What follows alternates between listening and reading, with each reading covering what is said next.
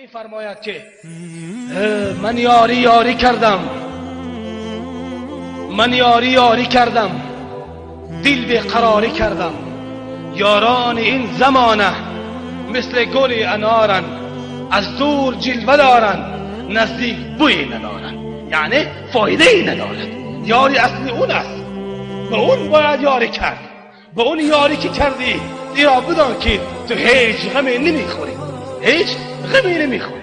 برای یاری کردن ملا بودن شرط نیست، عالم بودن شرط نیست، ایشان بودن شرط نیست، مولوی بودن شرط نیست، عادی مسلمان بودن شرط است. اون مسلمانی که همیشه رابطه دلت با الله باشد، رابطه دلت با الله باشد.